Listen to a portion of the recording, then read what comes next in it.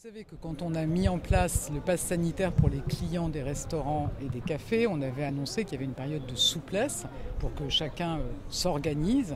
Bien, de la même façon, on a un pass sanitaire qui s'appliquera pour les salariés des établissements, les salariés en contact avec les clients d'un certain nombre d'établissements. De la même façon, on fera preuve de souplesse. L'objectif, c'est que ça se passe bien.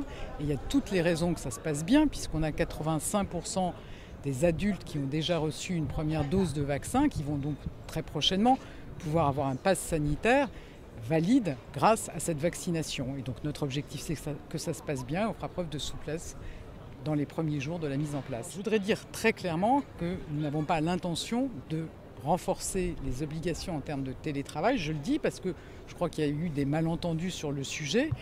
On avait évoqué avec les organisations patronales et syndicales l'idée d'un assouplissement, en fait, l'idée de leur redonner tout simplement la main pour définir dans des accords d'entreprise les règles en matière de télétravail.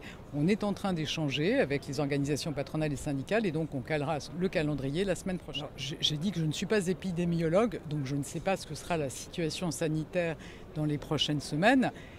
Ce qu'on peut dire aujourd'hui, vous voyez, c'est quand on a un certain nombre de régions en France ou de départements dans lesquels on a un taux d'incidence qui est monté à 600 ou à 700, vous voyez qu'on n'aurait pas eu le pass sanitaire, on aurait dû refermer les restaurants, on aurait dû refermer les musées et grâce au pass sanitaire, on a pu les maintenir ouverts. Donc la question à laquelle il nous faudra répondre dans les prochaines semaines, dans les prochains mois, c'est faut-il revenir vers le Parlement pour prolonger ou pas ce pass sanitaire, c'est-à-dire est-ce qu'on aura encore le risque d'avoir des taux d'incidence de ce type-là. Et vous avez compris que notre objectif, c'est de ne pas devoir refermer les cafés, les restaurants, les activités sportives et culturelles. La réforme de l'assurance chômage, elle est déjà largement rentrée en vigueur au 1er juillet. Par exemple, le bonus-malus pour les entreprises.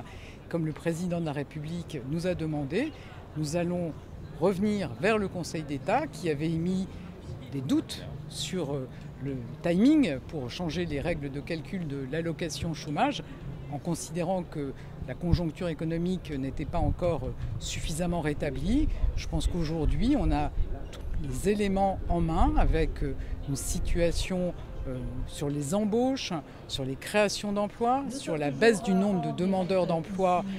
On a des chiffres assez spectaculaires et puis on a des prévisions de croissance à 6%, comme l'a annoncé Bruno Le Maire. Donc je pense qu'on a des éléments pour montrer au Conseil d'État que la situation du marché de l'emploi est bonne. Il y a des choses qui ont déjà changé, puisque je le redis, on a par exemple un bonus-malus qui s'applique. Maintenant, on veut vraiment encourager les entreprises à proposer des contrats plus longs. Donc ça, c'est déjà en vigueur.